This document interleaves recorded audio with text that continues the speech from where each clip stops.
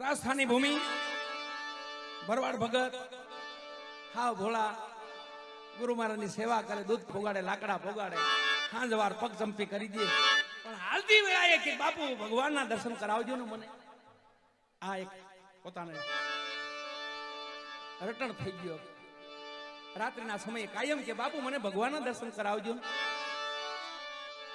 ભાવપુરી મહાત્મા એમના ગુરુ મહારાજ હતા. ભાવપુરી કીધું કે ડુંગર મળશે એટલે હું દર્શન કરાવીશ ભાઈ, તને દર્શન કરાવીશ. એ વાત માથે 12 વર્ષ વીત્યા. ભગતે કીધું પ્રભુ હવે તો 12 વર્ષ વીત્યા છે, ક્યાંય ભેટો નથી થતો, આપણે તો મળતા જ હોય ને. ભાવપુરી મહાત્મા બરાબર ધૂપ ધ્યાનમાં લાગ્યા હતા અને ડુંગર ભગત પાછળથી રાડ્યો નાખે કે પ્રભુ ભગવાન હજી નથી મળતા, ક્યાં છે, દર્શન કરાવો. ભાવપુરી મહાત્માએ થોડા ક્ષણે ક્રોધ આવ્યો ને કીધું કે ઓલા કુવામાં ભગવાન જે ડુંગર, આમાં કુવો દેખાય ને એમાં ભગવાન જે છે. ઓહો, આ વાતને એટલી બધી તમે મોડું કરી દીધું. બાજુમાં કુવો ને આમાં 12 વર્ષ કાઢી નાખ્યા. પેલું કીધું હોત તો આટલા ભોળા, પેલું કીધું તો પ્રભુ દોટ મૂકીને કુવામાં પડવા ગયા. સ્વયંભૂ નારાયણ ગૌ બહામાં ઉભાઈ તેડી લીધા. આમ ભગત ને કુવાની અંદર તેડી લીધા, મરવાનું. હા ભગત કેમ મરી જાવ છો બાપા? તો કુવામાં એની સામું જોયું. આમ તમે કોણ છો? ઓળખ નથી હો. તમે કોણ છો કે જેનું રટણ કરો ને એ નારાયણ છે? એમ ભગવાન? પણ મને એમાં ભરોસો નથી આવતો હજી. ભગત કેમ ભરોસો નથી આવતો? મારા ગુરુ કે ને તો હાચો. તો ભગત આ ભરોસો નથી આવતો એનું કારણ શું? કે એનું કારણ એ છે કે તમારી જેવું પાત્ર અમારા ગામમાં વ્યાસ લોકો રમવા આવે ને, એ તમારે જેવું પાત્ર પહેરે પણ હવાર પર કાઢી નાખે, ઉતારી નાખે. એટલે એમાંથી જ નથી આવી ગયા ને તમે એમ. ભગવાન કે નહીં ભગત હું નારાયણ છું. બહાર કાઢ્યા હો ભગત, કુવાની બહાર કાઢી. અને આપણા દેશી ડાયરાને ખબર હોય, ગઢા બુઢા માણસો હોય ને એને ખબર હોય, કોહ એને જોયો હોય, કોહ પાણી કાઢવાનો કોહ. કે મારું બચપન હતું મેં તો કોહ હાકેલો છે એટલે કહું છું. એ બધું જોયેલું છે, મારું દ્રશ્ય જોયેલું છે એટલે કહું. કોહ, ઈ કોહનું પૈયું કોઈએ જોયું હોય તેને ખબર હોય. ત્યાં પાણીનું આપણે કુંડા કેમ બનાવી, કુંડો હોય પાણીનો, એમાં 2 લાકડા હોય, એમાં ગરેડો હોય, એમાં નાડો ફરવાનો એક ચક્કર હોય, ચક્કર એમાં નાડો વચ્ચે આલ્યો આવતો હોય. એ કોહનું પૈયું ત્યાં ભગવાન ડુંગર ભગત ઉભા રહ્યા. કીધું તમે ભગવાન છો? હા. તો માનો કેમ? તમારા ગુરુ કે તો માનો. એમ બોલાવો તમારા ગુરુને. પણ તમે વહી જાઓ. હવે થોડો જાય, આવ્યો તો જાઓ, હવે તો પૂરણ કરીને જાય. કે નહીં નહીં મને ભરોસો ના આવે, તમે ભાગી જાઓ તો. ભરવાડ ભગત ખંભે ખેડી રાખવાના, પછેડી રાખેતી. ભગવાનના કોહના પૈયા રે બાંધ્યા નારાયણને. 4 હાથ જો આમ કર્યા વાહે આમ બાંધ્યા. પ્રેમ બાંકડ તો બદલ મારો નાથ પ્રેમને થયા વંશ રાજી. એમાં હું કરે પંડિતને કાજી. આ તો પ્રેમને આધીન છે. બંધાઈ જાઓ. કોહના પૈયા રે બંધાણા અને દોડતા દોડતા આવ્યા ભાવપુરી મહાત્મા પાસે. મહાત્મા ધોણા માથે બેઠા હતા. બરાબર દમ લગાવ્યો, ગરમ પાણી પીધી લઈ. બાપુ તમે જન્મ કયો છો ને ભગવાન? હું કુવામાં પડવા ગયો ને, મને બહાર કાઢ્યો ને એમ કહે છે હું ભગવાન. ભાવપુરી મહાત્મા ભજનાનંદી પુરુષ ઓળખી ગયા. અરે મારો ભોળિયો ભગત છે, હાચીને ક્યાં કુવામાં પડવા ગયો, મારો નાથ હાચીને આવ્યો હોય તો હાલ જવા દે ભાઈ. ક્યાં છે? અરે અહીંયા બાંધ્યા છે, કોહના પૈયા રે બાંધ્યા. આવીને જ્યાં દર્શન કર્યા ને તો સ્વયંભૂ નારાયણ હો, મારો નાથ વિષ્ણુ નારાયણ બંધાય નું ભેલા. ભાવપુરી મહાત્માએ ડુંગર હામાં હાથ જોડ્યા કે એ ભાઈ ડુંગર, પ્રભુ તમે મારિયામાં હું કામ હાથ જોડો છો? આ ભગવાન છે? હા ડુંગર એ નારાયણ છે. ન્યા સાખી લખાણી વાળા વાણી એમ લખે, ગુરુ ગોવિંદો નું ખડે કિनको લાગુ પાય, બલહારી ગુરુદેવની જેને ગોવિંદ અને દીક્ષા લીધી, ફકીરી લીધી. એના ઘણાય ભજનો છે દેવ ડુંગરપુરી મહાત્માના. બધી વાણી સાંભળજો. એક વાણી છે ની પેલી કમાયું જેને નહીં પારખી, પછી જો મૂર્ખો જો પસ્તાય, મૂડી ગુમાવી ઓલા મૂર્ખે, એનો જન્મ 84 માં જાય. માટે ભજન ને વિચારો મારા ભાઈલા. આ દેવડુંગરપુરી મહાત્મા એક દીક્ષા લીધા પછી, ફકીરી લીધા પછી એક આ વાણી એમની રચના છે એ આપણે ખૂબ ગાઈ છે, બધાય ગાય છે. અને બાપા રિહાણાઓ રામદેવજી મહારાજને રીસ ચડી અને પોતે દ્વારકા પાછા વહી ગયા. ક્યાં વહી ગયા? જ્યાં મૂળ જ્યાંથી આવ્યા હતા ત્યાં પાછા વહી ગયા. હવે તો ડાલીબેન લગન વધાવે ને તો જ પાછો આવું, બાકી નહીં. અને એ વાતની બાદશાહને ખબર પડે છે દિલ્હી કે અત્યારે મારવાડમાં વખો પડ્યો. વખો કેતા તજિયો વખો પડ્યો છે અને અત્યારે સમય છે ચડાઈ કરવાનો. અને બાદશાહનું દળકટક આવ્યું વાલા ચડાઈ કરી પોકરાણગઢમાં. તો ખબર હતી કે રામદેવજી નથી હાજર, અને ચડાઈ કરી નગરને ઘેરી લીધું. ગૌ હત્યાઓ કરી, જીવી સાવો કરી.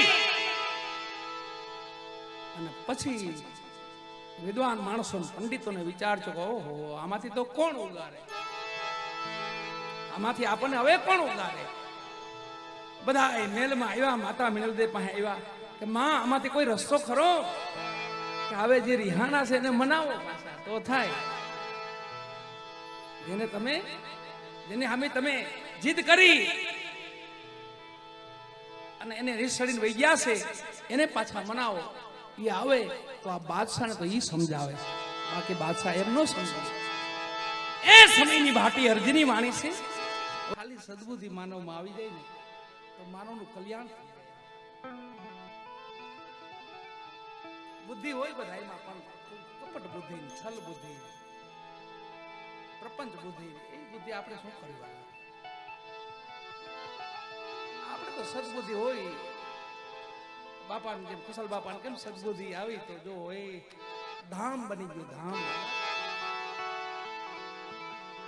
તો ધનવાને ઘણાય છે, બળવાને ઘણાય છે, પણ એમાં બુદ્ધિ ન હોય તો એ આ વસ્તુનો ધારણ કરે, આ વસ્તુને સમજી ન શકે.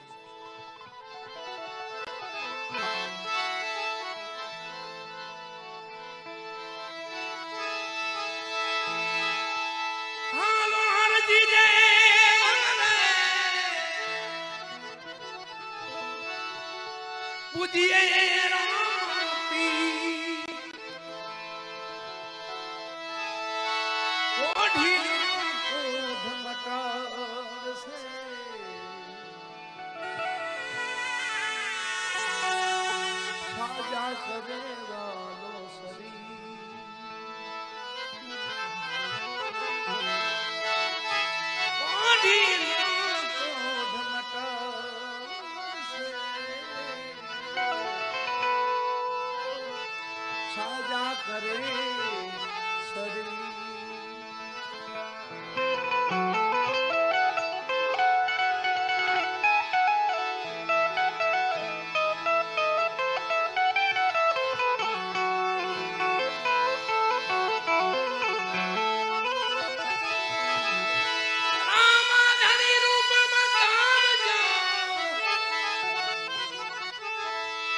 કરીએ ધૂપેડો લઈ જવું અમર દેવના દીવા પડે.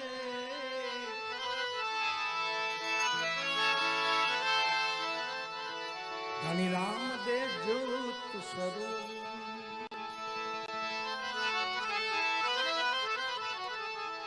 એમ છેલ્લો પોર 1100નો દિવસ. બાપાનો જન્મ ભાદરવા સુદ બીજ છે. જન્મ દિવસ ભાદરવા સુદ બીજ, સમાધિ દિવસ તો 10 નોમ 10 11 ડાલીબાઈ ભેગા ઘણા નિજારી, ઘણા સંતો ભક્તો બાપા ભેગા માણસ. એમનો પણ મહિમા છે. બાટી હરજી કે છે પીરની તો સમાધિ રે ગલાઈ,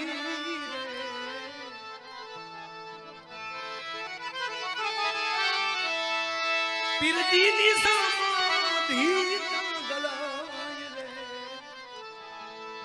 એ તમે રોકી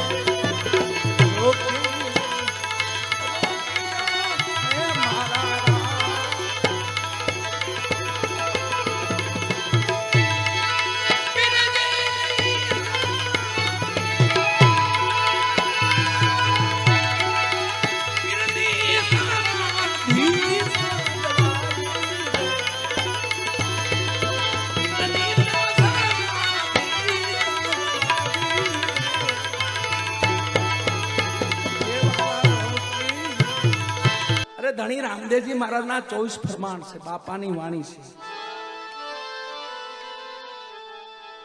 મોંઘા મોંઘા માતમ અજમલ ઘેર બીજના રામદેવ બાપાની વાણી છે. સીતાજી પૂછે શ્રી રામને, કહો અમને વડા ધર્મની વાત, અંતરના પડદા સ્વામી અળગા કરો, હું તમારા ઘરની નાથ. એ નાથ ઈ ધણી રામદેવજી મહારાજની વાણી. ભક્તિ કરો તો અરભુ અગમ ભેદ જાણજો ને કવિ વચનમાં હાલો. ધર્મ જૂનો અરભુ આ તો નિજાર પંથ આદિ, એમાં તમે મોટા મુનિવર થઈ માલો. ઈ પણ બાપા રામદેવજી મહારાજની વાણી છે.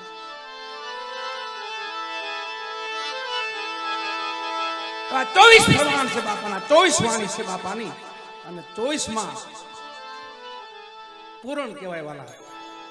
આપણે ધણી રામદેવજી મહારાજને પૂરણ પુરુષોત્તમ કહીએ.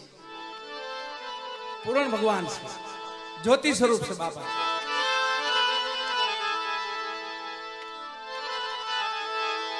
ચોવીસ પ્રમાણમાં છે હરભુજીને આ બધા ભજનો સંભળાવેલા છે.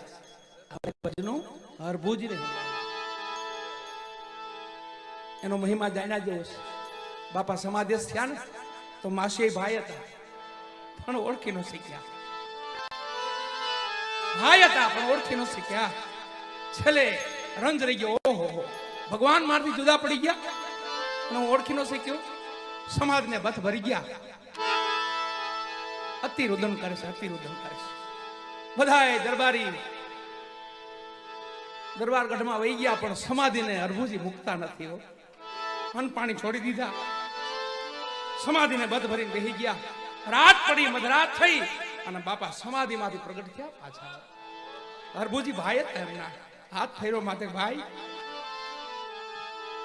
કાંઈ ચિંતા કરો માં, હું તમારી ભેગો છું. હું ક્યાં ગયો છું? હજી ખાલી પડદે જ છું. અને રાત્રિની એક વાણી સંભળાવે કાયમ માટે. પૂછો કોઈ પૂરા પંડિતોને, પૂછો ભૈક સન્યાસીને, આ નિજરા ગુરુ કોણ છે? એવી એક પછી એક વાણી 24 રાત લગી હરભુજીના બધા ભજનો સંભળાવેલા છે. અને 24મી રાતે હરભુજી નિર્વાણ પહોંચે. પછી હરભુજી સંભળાવીએ છે.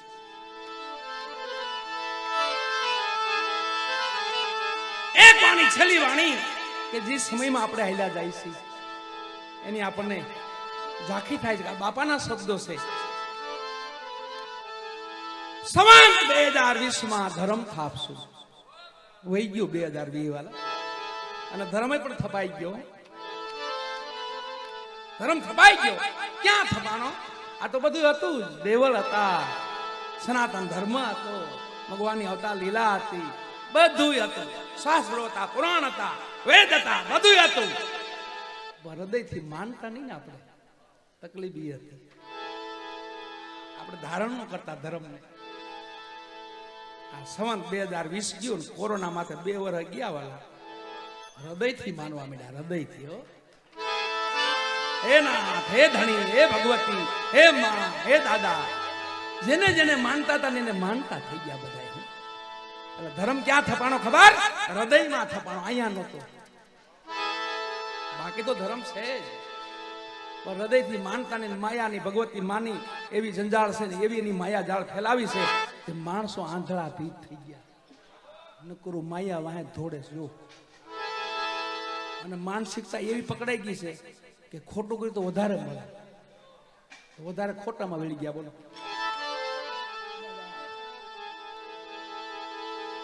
માનસિકતા એવી પકડાઈ ગયો. નકર તો હકનું લઈએ, હકનું દઈએ, હકનું હજમ થાય અને હકનો આનો આવે તો ઉલટાની બરકત જાય. ઉલટાની બરકત જાય. દૂધનું દૂધ ને પાણીનું પાણી. કહે ગોવિંદરામ પિતા હરીથી રહીએ, હકનું લઈએ ને હકનું દઈએ. આપણા ભક્તો ને આપણા વડીલો તો આવા હતા. મહેનતનું ખાતા, મહેનતનું લેતા. કોઈનું અનહકનો આનો ન લે, ગાયનું પોતાનું દઈ દે. સાખીમાં મહાત્મા તુલસીદાસજીએ કીધું છે, પરધન પથ્થર માनिए पर स्त्री मात क्षमा, इतना किए नाम हरि ना मिले तो तुलसीदास के मैं जमान, હું જામીન પડી જાઉં. એકાદી વસ્તુ પાલન ભગવાન તમને ન મળે.